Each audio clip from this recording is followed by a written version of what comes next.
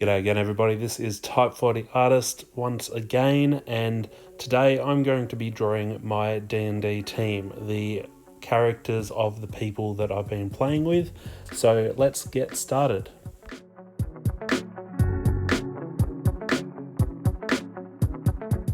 So as you can see here, I've actually drawn it on a vertical canvas, but I've zoomed it into a more suitable ratio, because if I just showed you the full length of it, it would either be a weird ratio or it would be sideways. But I think this still gets the effect across. And we're just starting off with my character, Cormac. So this is the character that I've been playing with since I've started, which wasn't all that long ago. Mainly just trying to get the general attitude and feel of this character, as well as trying to figure out his outfit and his clothing. So that kind of helps me in when I'm sort of role playing, I guess, because I kind of can visualize it a little bit more of what he's wearing and how he's standing, things like that. So this is Cormac, and moving on to our next two. So this time I'm doing the two dwarves in the party. Now, one of the dwarves hasn't actually played all that much with us. I thought they were going to be a little bit more of a reoccurring character, but the player has had some other things on and hasn't been able to play with us all that much. But still including him in the team, because he does come and play every now and again, even if he's not as present as some of the others. He's still, I guess, part of the team. So the first one here is the one that plays with us all the time, and that is his name is Grimnir. So he is a dwarf barbarian, and he is a slayer, I believe. So he actually has tattoos all over his body, which was fun to sort of make up and draw. I've just taken inspiration from some Norse literature, I suppose, or Norse texts. Norse alphabet is probably the word. And I think he's turned out really well, got his attitude across really well. He's always the loudest of the bunch. And then we've got Lyrics. So he is a dwarf druid, and he is probably a little bit more of a quieter character. Doesn't usually work well with Grimnir, because they're very polar opposites. But that's kind of a fun dynamic to work with as well. So yeah, just putting the colour down on these ones, I think they've both turned out really quite well. I especially like the outfit that I've done for Lyrics. Put a little bit more detail into it. Grimnir, because he is a barbarian, he wears only shorts, so not much of an outfit to put on him, but still fun to draw his tattoos and designs as well. Tell me what you guys think.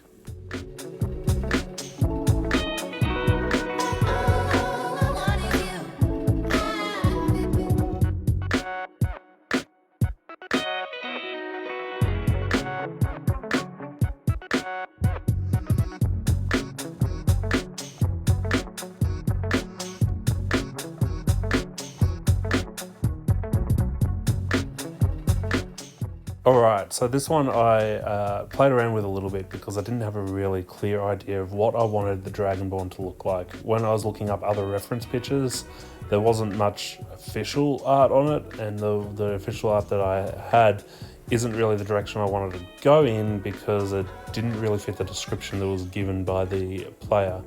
So I kind of just took some bits and pieces from other people's fan art, I suppose, and decided to come up with my own thing with inspiration from that.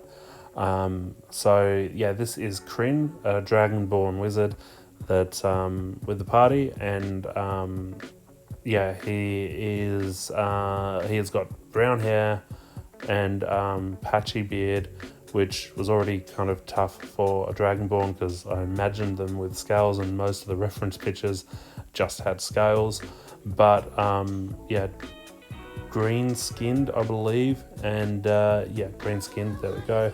And he actually picked up a jacket, or a cloak rather, in one of the campaigns. So I've drawn the first way of the cloak, and then I've drawn then I've put in the pattern that represents the actual cloak a little bit better. So it was a checkered cloak that he'd picked up from one of the adventures. In reality, it was actually a checkered bed sheet that he got tailored into a cloak. So yeah, that's what that is. But yeah, that is Kryn, and yeah, let me know how you think I went with the Dragonborn look. Next up, we've got a Tiefling Paladin. So this is Nemea, I believe her name is pronounced. Had quite a bit of trouble getting this one down, mostly because I'm not great at drawing women, so I need to practice more on that anyway. So getting the face was quite hard. Also, just getting an armor that I liked, and that was simple enough for me to get down without too much fuss, which I think I didn't do too bad with that. But yeah, it's mainly the face that I had dramas with, getting that face looking not so manly, I suppose. But still had a lot of fun with this one, and I think it turned out pretty well in the end. Yeah, let me know what you guys think of this.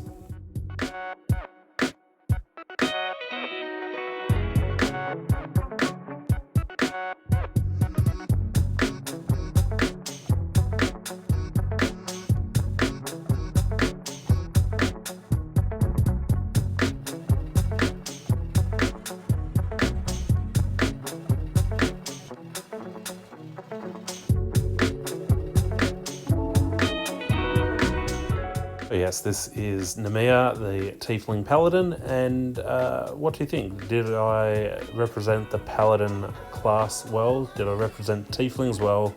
Did I represent women well? I don't know.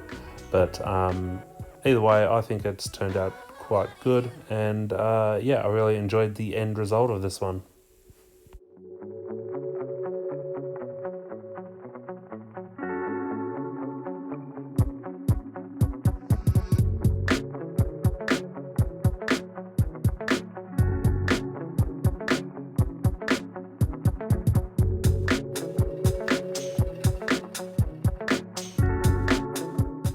So yes, now I'm attempting to draw Wiltshire Stay Sharp, a Wood Elf Ranger, I believe. So with this one, I really wanted to get the attitude across, because the character is a bit of a foul mouth, I suppose. He's always got an insult to throw, loves to finish his final blows with a killer insult as well. Or even just insult during the battle is something he quite likes to do as well. So yeah, as I said, just wanting to get the attitude across, so I played a little bit with the expression and whatnot. The fingers up is pretty much the representation of his insults, because I couldn't have that represented very well in a quick character sketch, because they're usually words. So the two birds is what we've got as a replacement for that. So yeah, this is Wiltshire Stay Sharp. Let me know what you guys think of this. Did I do a good job with the Ranger class or the Wood Elf class? I couldn't get many references for Wood Elves, so I just sort of drawn them like a regular elf, I suppose. But yeah, what do you think? Now, this one is a bit of a different one. So as if you've watched some of my earlier D&D videos, you'll know that Cormac actually has what we've been calling the Wand of the Wild.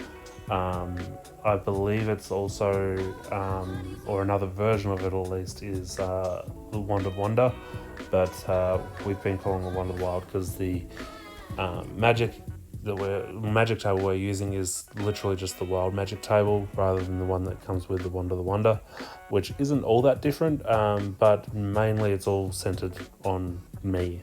So that's fun, or centered on Cormac, I should say. So in the last adventure that I played, Cormac used the Wand of the Wild twice, or actually a number of times, but specifically these 2 times he rolled to make his height higher or lower depending on whether it's an even or odd roll of a d6. And you actually it was a d10, sorry, not that matters.